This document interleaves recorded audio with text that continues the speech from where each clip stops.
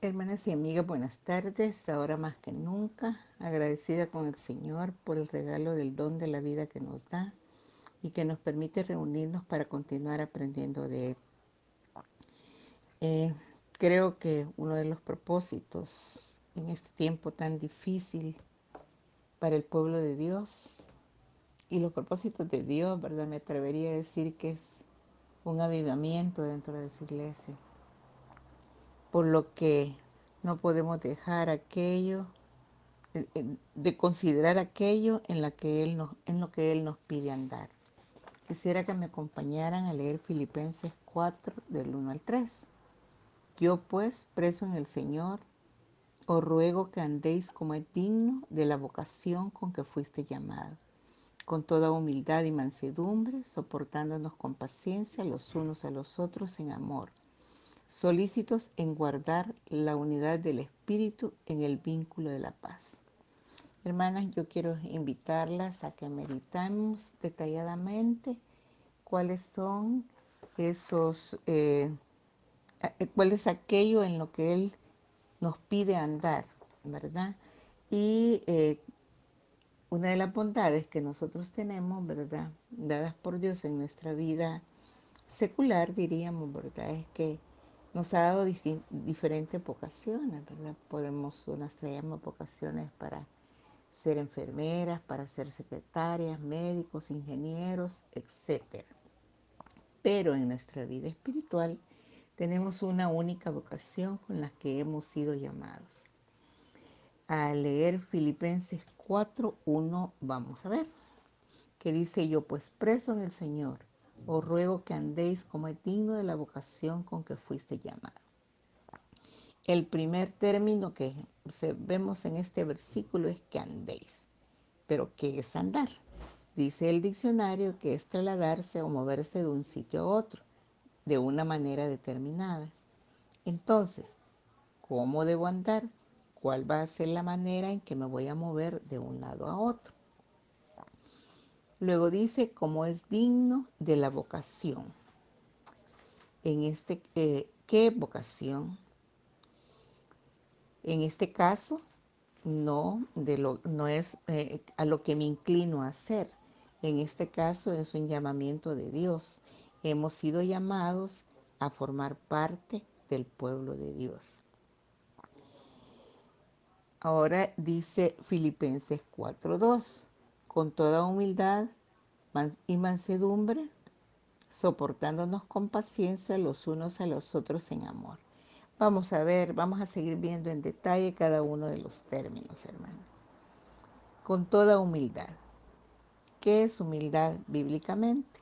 Encontré un par de definiciones, hay otras por supuesto. Sometimiento a su voluntad, dice.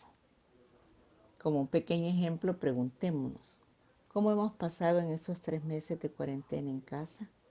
¿Aceptando su voluntad, viviendo un día a la vez o quejándonos por no poder salir y hacer una vida normal?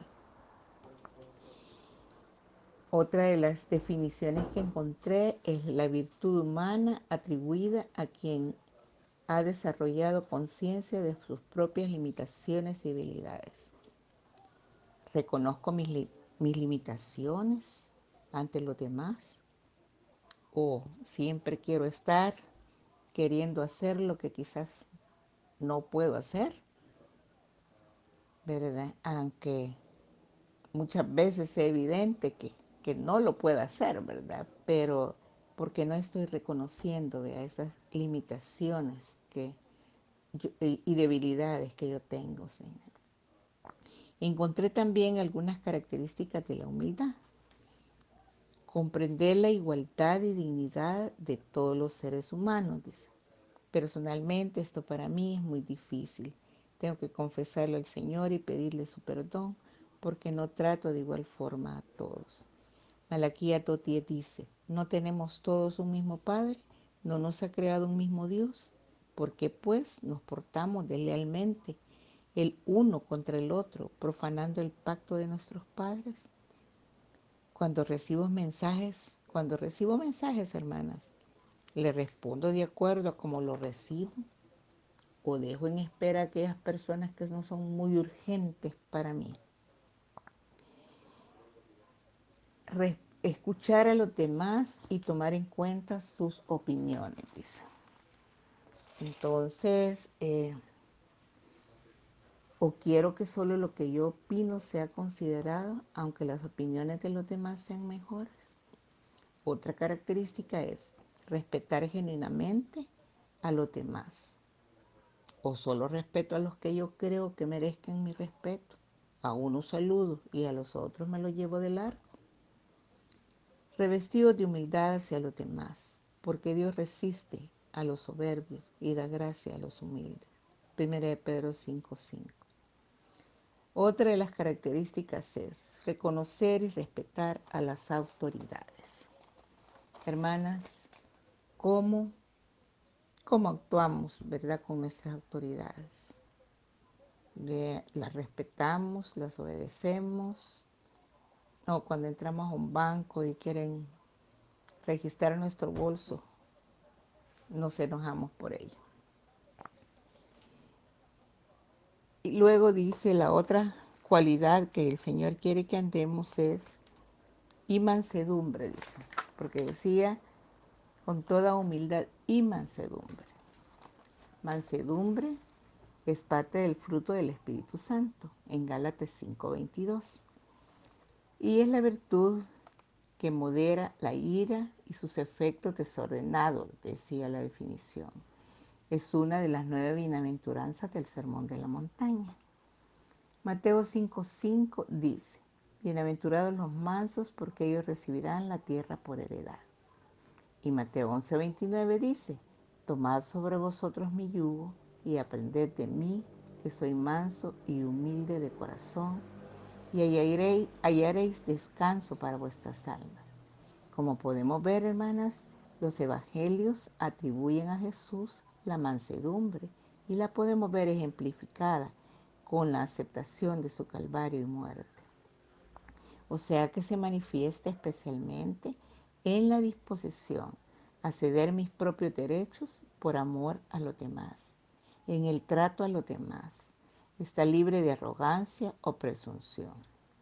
Los mansos son enseñables y están dispuestos a aceptar la disciplina de la mano de Dios, aunque en el momento parezca gravosa.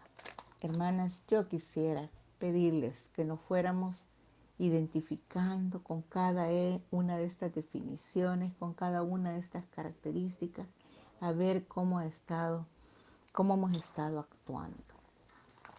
Luego decía soportándonos, ¿verdad? Con paciencia los unos a los otros. ¿Qué significa soportándonos? Significa ser tolerantes hacia otros, ser sufridos, ser pacientes, tolerantes y agradables. Pero ¿a quiénes vamos a soportar? A los que son amables, a los que no son amables, a los débiles. En Romanos 15:1 dice, así que los que somos fuertes debemos soportar la flaqueza de los débiles y no agradarnos a nosotros mismos. A los difíciles de soportar. 1 de Pedro 2:18. Criados, estén sujetos con todo respeto a vuestros amos, no solamente a los buenos y afables, sino también a los difíciles de soportar. El cristiano debe aprender a soportar a sus patronos, aunque esto sea difícil de soportar. Muchos esposos o esposas son difíciles de soportar, pero no por eso puede el hermano o la hermana separar lo que Dios unió.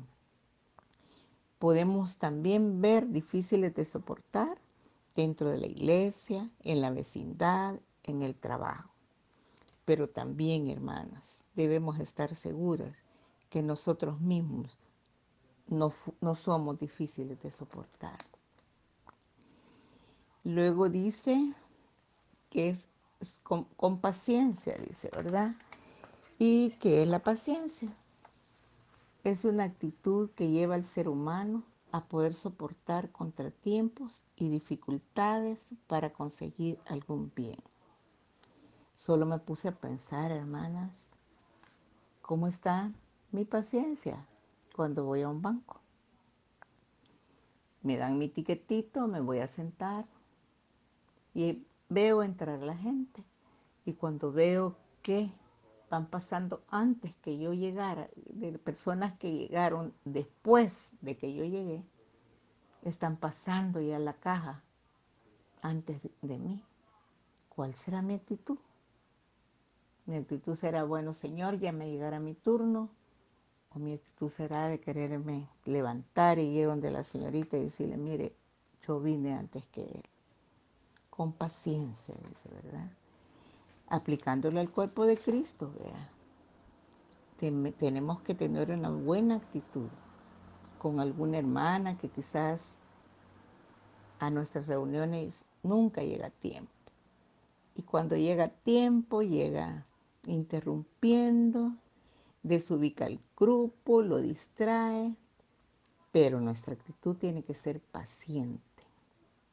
Dios tiene extremada paciencia con cada una de nosotros, aunque seamos difíciles de soportar. Y luego dice, y mansedumbre, ¿verdad?